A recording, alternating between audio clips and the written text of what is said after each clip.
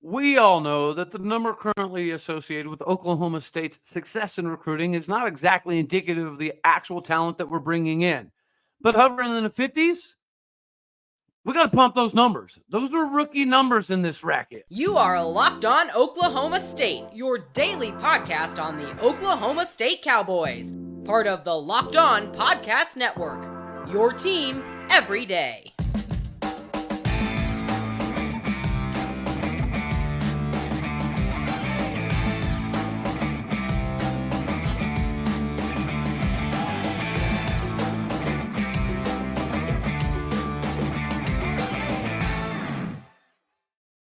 Howdy, y'all, and hello, all. Welcome back to Locked On Oklahoma State, your daily stop for all things Cowboy and Cowgirl related. My name is Cody Stovall. I want to thank you for stopping by to make this your first listen here on Locked On Oklahoma State. We're available on every single podcasting platform, as well as visually on YouTube. You can find me personally on Twitter at AllDayOState. Today, we are brought to you by FanDuel. There's a reason it is America's #1 sportsbook betting partner, so make sure you're getting your bets squared away for football season to take off. Don't miss a minute of the action. Get in on it now. Speaking of getting in on the action, let's talk a little bit about recruiting. Yes, the number is what it is. We're hovering 56, 57, 58, 59, right around that range between most of the recruiting services. And even though we know that Oklahoma State doesn't get the boost in recruiting that some of the universities get in the Big 12 just by simply committing. We also know that it is a numbers game, and perception does matter, at least to some degree. So sometimes you're battling this war of perception. And in the war of perception, you cannot continually be going backwards in the numerical process that is associated with ranking your recruiting classes. Now, Landon Cleveland has been the shot in the arm that we need. He's been the guy that's kind of been the quarterback as far as the recruiting side defensively goes. And we've got some more guys defensively that we need to land, but we also need a guy on the offensive side of the ball to be that quarterback, right? The guy who recruits other guys to come in with him. We still need that guy.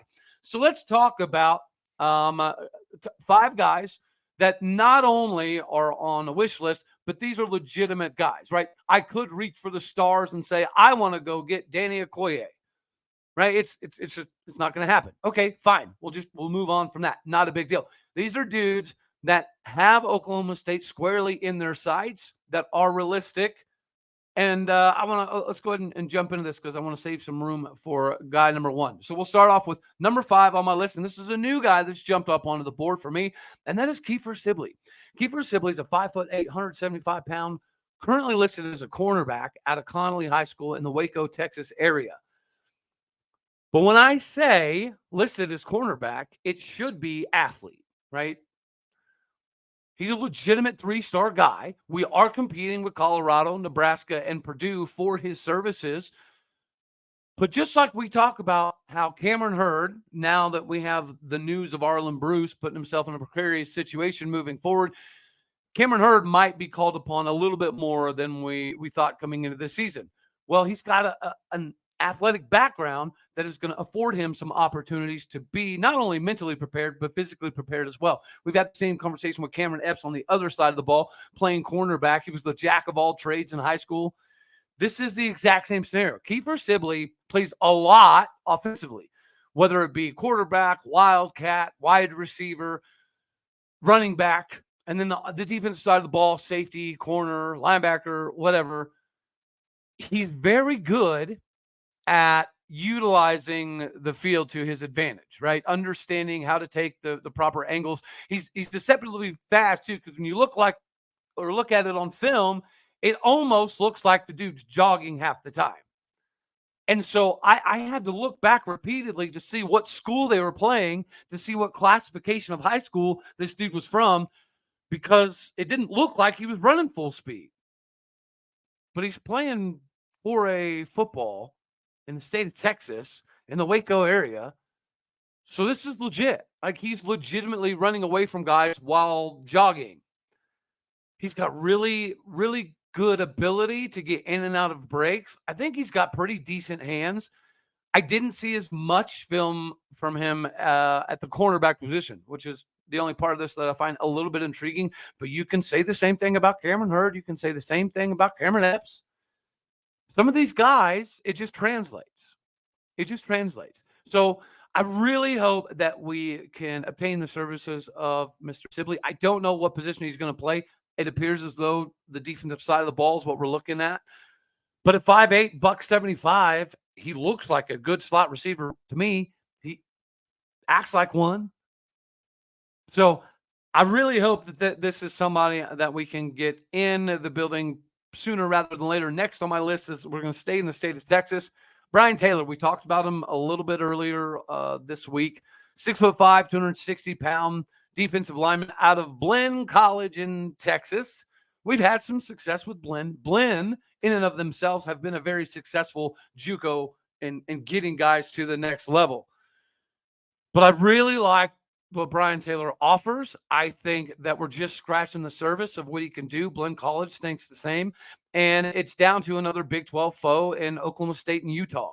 Utah's putting on the full court press, rolling out the red carpet, all of that fun jazz. But if you talk about fit, right, and you talk about somebody who can dominate a point of attack and eat up double teams and still potentially have the body by glass ability to do more on the outside, I think Brien Taylor fits that bill. I really do. So he would be number 4 in line for me. Number 3 is going to be Legend Journey. He possibly would be higher on this list, but this is the waiting game. I've been hearing for a while that it's pretty much O-State. You know, Cal has been keeping his interest. Houston as well, as Mizzou, Ole Miss, TCU, Texas Tech, Washington. There's teams that are keeping his interest, but he seems to have narrowed it down a little while ago. What he's waiting on to make the decision, I honestly could not tell you. That means something's weighing on him. I don't know if that weight is tipping the scale in our way still, or if there's something else weighing on him, tipping the scale a little bit the other way, which we're going to talk about in segment 2, because it does happen, and it's crazy how it can happen. Number 2 on my list, gotta be Devon Jordan. 5'11", 175-pound cornerback out of Union High School in the great state of Oklahoma. He recently removed Vandy, which I found interesting, but if you look at the GPA and the mental side of the game, it does make some sense, okay? But he did knock Vandy, K-State, Mizzou, Iowa State, and Miami out of his top 10 recently, just released the top 5. Seems to be kind of, getting closer and closer to making that decision. Everybody thought he was OU. It was a done deal for a long time. So again, just like that pendulum of weight can swing one way or the other, you don't exactly know. But it does seem to be 50-50 down the middle, Oklahoma State and OU. TCU, Texas A&M, and Alabama are still very much in the race. But everything I'm finding, everything I'm reading, everything I'm hearing, it's OU and OSU. But Oklahoma State has done enough for him to kind of hit the pause button and think about this a little bit more seriously. And, of course, Bama is going to make sure that they stay involved. TCU should be involved, very comparable defensively. And then A&M they have A&Ms all over the place. I mean, the money A&Ms. All right, number 1. And I wanted to save a little bit of time for this guy specifically. You probably already guessed. It's Maealiuaki Smith, the 6'4", 200-pound quarterback out of Juniper Sierra, California. We've talked about him being, the guy on the bucket list. We've also talked about that if for whatever reason we don't get Maealiuaki Smith, River Warren and Okie is a very, very good option at the quarterback position if we can't land Maealiuaki Smith. But if you saw recently, BYU has got a couple different 4-star quarterbacks recently. So if it was in fact down to Oklahoma State, BYU, and Arizona, BYU was trying to push to get some kind of a commitment. And it just, Maealiuaki wanted to take his time. He wanted to be a little bit more diligent in the process instead of just willy-nilly making a decision. BYU got tired of waiting. Now they have multiple quarterbacks in this class. If you notice, we have been very selective in our approach to the quarterback position. I think that is a pretty good indication that we're pretty happy. We're pretty happy with Garrett Rengel. We're pretty happy with Gunnar Gundy. We're happy with the maturation process thus far of Zane Flores. Even something like Peyton. He does offer something. Peyton Thompson. He offers something that does help Oklahoma State University. But Maealiuaki Smith should make this decision. And let's face it, Arizona is just not up to speed yet. He's too good to be at Arizona. I don't have to say that about BYU, but BYU's put themselves in a position that it should be benefiting us. If he wants to know, he can go somewhere and not only be the guy, because he can go to Arizona and be the guy, but be the guy that has the opportunity to compete for titles. Oklahoma State is light years closer to that being a realistic possibility than Arizona. I think Arizona is going to be better this year than last year. I think Arizona is better than some people are giving them credit for, but they're not Oklahoma State. They're not in the same breath. They're not on the same playing field. And Maealiuaki Smith should come to Oklahoma State because we have something set up really nice right now with the quarterback room. But you got to have competition. And this dude has phenomenal pocket awareness. His poise is amazing. His footwork is next level. Whenever you see a kid coming up, right, sometimes at a young age, you can just see it. The ball jumps off of his hand differently. He sees the field differently. He's more athletic than everybody else. No matter what is associated with that kid specifically, there's things that jump off the page. And he is one of those. The ball flies out of his hand effortlessly, right? There's no wasted motion. Again, like I said, his footwork is next level. And the amount of velocity he can put on the ball, but also he has some touch. He can throw on the run. He has a really good platform that he uses to get reset up, whether he's rolling right or he's rolling left. He doesn't throw across his body.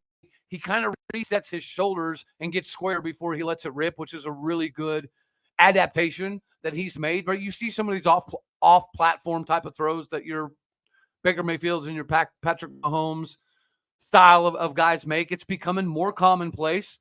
Maealiuaki Smith, instead of doing that, he found a way to get his body back underneath him. So it's pretty rarefied air for him to approach the game inside the pocket like he does. He's a pocket presence, but he does have the capability to athletically extend plays and make crazy stuff happen out of the blue.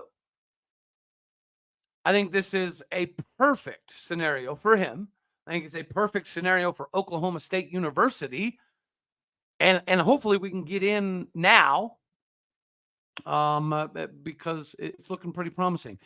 So before we jump into the next segment real quick, I did have to bring up some of the things. So we've talked about Maealiuaki Smith going to the same school as Tom Brady. But I looked up some of the records, I was just kind of curious to see if he even was on some of the lists with Tom Brady. And he is. Guys, he's only like 700 yards away from passing Tom Brady on the most yards career passing list for Juniper Sierra. Number one is Luke Batari, and he pops up a lot on this list, so I did a little bit of digging.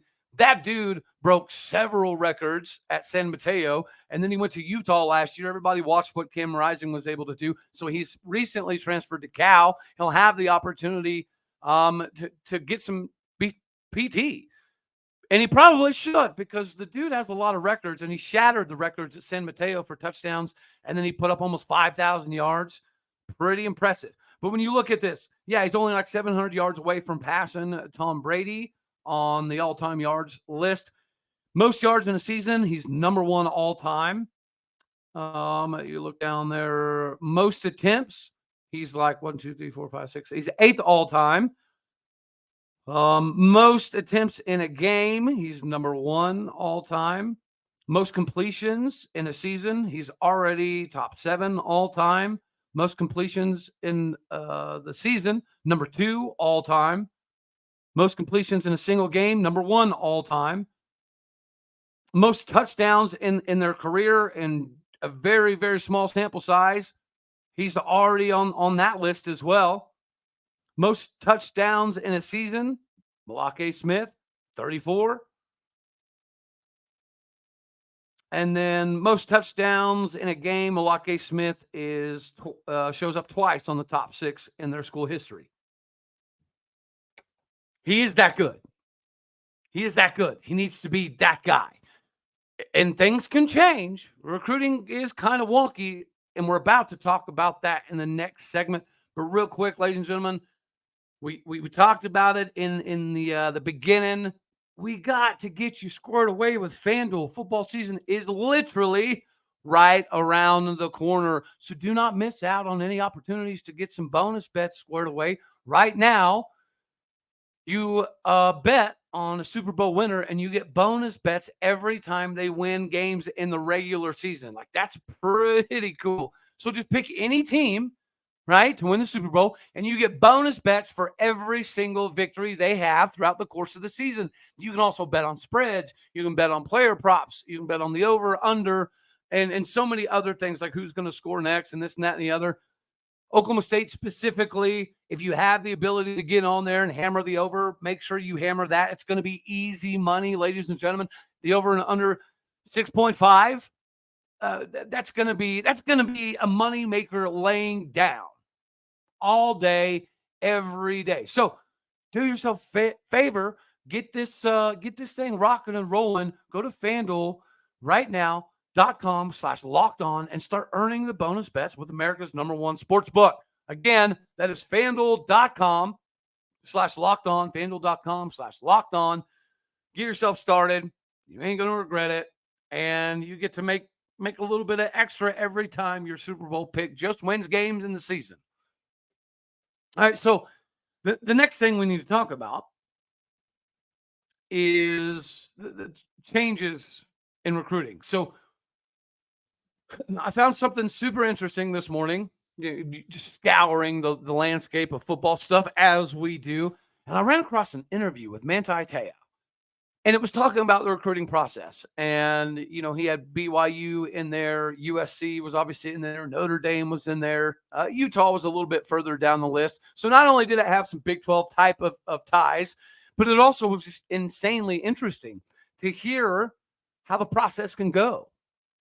It is different than my day. Back in my day, your coaches had a lot of hand in the decision, as did your parents, your guidance counselor, athletic directors. There was people inside your high school, inside the football locker room, that would help you make these decisions, right? They would tell you, this is the staff that does X, Y, and Z. They run this style of system, which is going to be good for you. They've been running this defense for X amount of years, yada, yada, yada. Now, of course, that stuff does still take place, but now these dudes are traveling all across the country, playing in 7-on-7 against each other, with each other.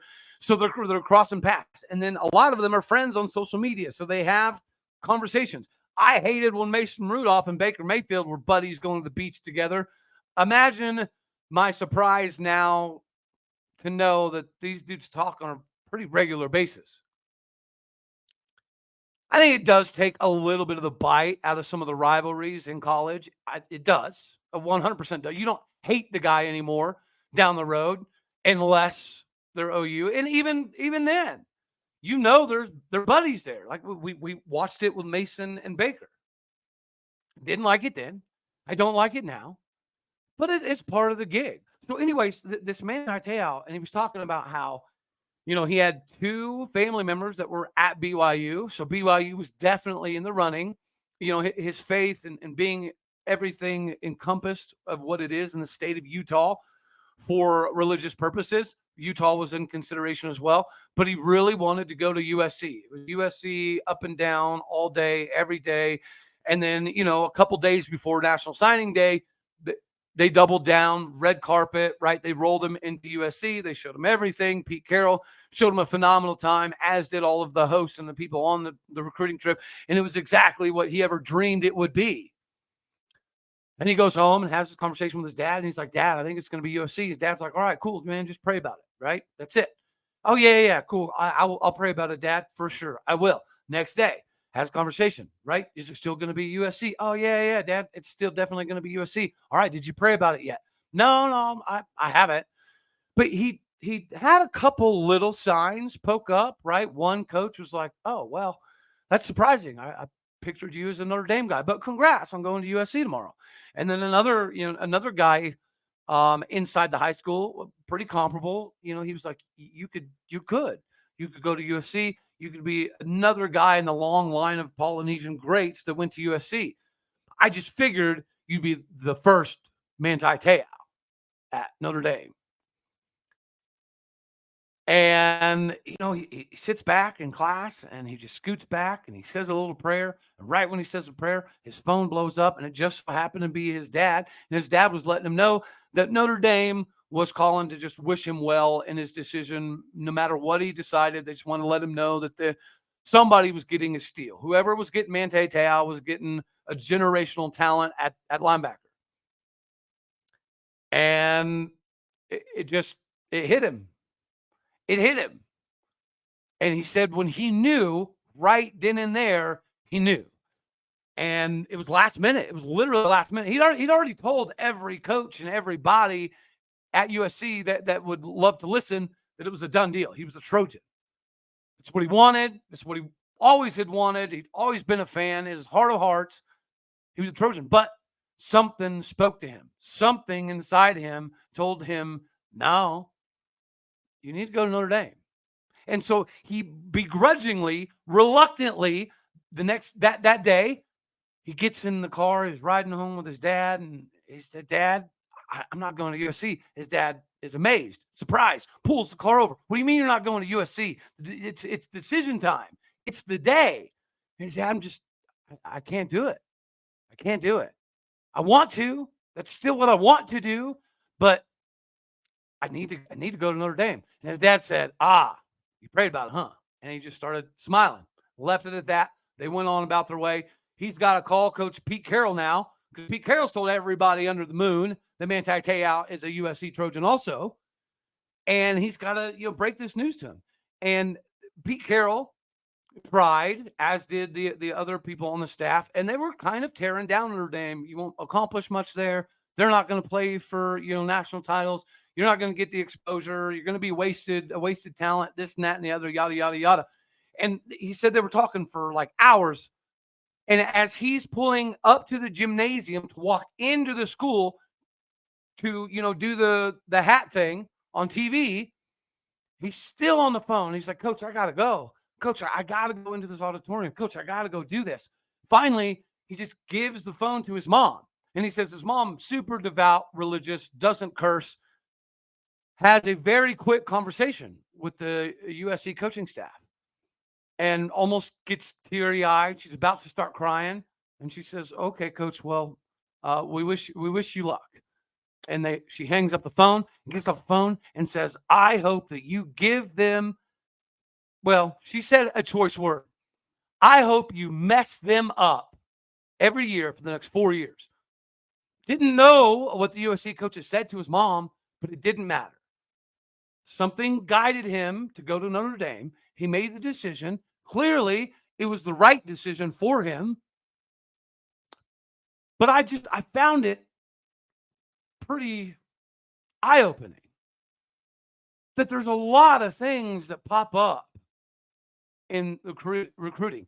Every year, it happens to us and for us, and everybody else in the country is not exempt to this either. You get a big-time guy that you never saw coming, or you lose somebody that's been committed to you for months. It happens every single year. It'll always happen. And, we got to benefit from that recently with Kendall Daniels. Jimbo Fisher was kind enough to allow Kendall Daniels out of his letter of intent before spring and all that stuff started, because he knew that everything was pulling him to Stillwater. He knew it was the right move. He went to A&M because it was A&M and, all the pageantry and the SEC and all of this fun jazz. But he realized being away from home and not accomplishing some of the things I can go accomplish in Stillwater just didn't make sense. So you never know. You never know what's happening. You never know what conversations are being had, because it's not just, family is crazy. Your mom and dad have a vested interest in what you do, but your brothers have an idea, your sisters have an idea, your cousins, your aunts, your uncles, your buddies, everybody has ideas of where you should go. And we're no different. Like, we're having this conversation about Maealiuaki Smith. We're having this conversation about Devon Jordan and Legend Journey. Like, there's people pulling them in multiple directions as we speak, right here, right now. So we need to be a little bit more forgiving and gracious in high school kids in their decision-making process. It's not always about the right or wrong decision. Sometimes it's about the people around them. And do the people around them want them to make the right decision? Do they have an agenda? Do they not care? Are they pushing you? Are they not pushing you? Are they giving you information? Are they trying to sales pitch you? There's a lot that goes on. I mean, it is what it is. So I'm excited for some of these guys. I cannot wait. It can't come soon enough. I would venture to say, out of the 5 that we've covered today, we get 3 of the 5. I would say that pretty confidently. There's a chance that we get 4 of the 5. I don't think we get all 5. But that's because we just talked about, you never know. Sometimes we need to be a little bit more forgiving in some of these decisions. All right. So the last thing that we got to get to, you see there, the Madden ratings recently came out. It's pretty fun, pretty interesting, pretty entertaining to see some of the Madden ratings for the Oklahoma State guys. And no matter, where you stand, it's pretty cool. It's pretty cool. And of course, the guy who led everybody in this category is, no surprise, Emmanuel Ogbah. But Emmanuel Ogbah is, number 1 as far as the Cowboys that are on the list.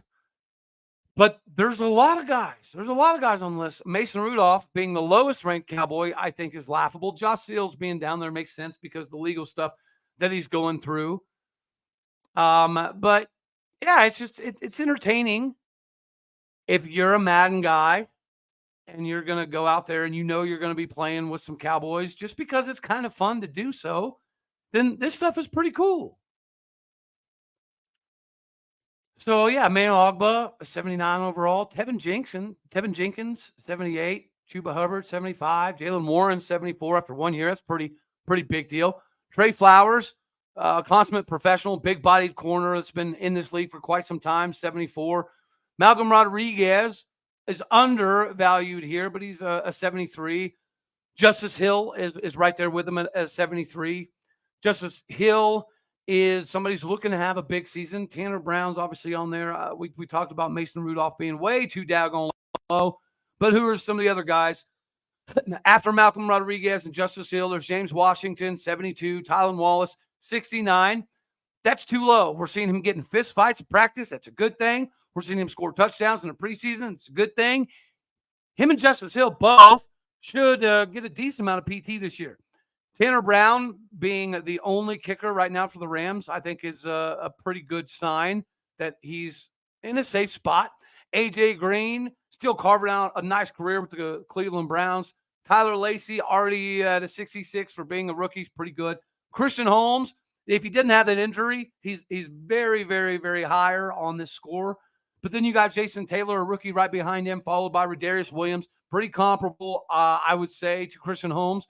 Started immediately as a rookie, had a big injury, don't know what you're going to get. Then you have Devin Harper, who's been making some stuff happen with the Dallas Cowboys, followed by Mason, Josh Seals, and Amen Ogbongbemiga. I do think Amen's a little bit too low on this list. He's had a nice little niche that he's carved out for himself over with the Chargers. We'll see if that continues.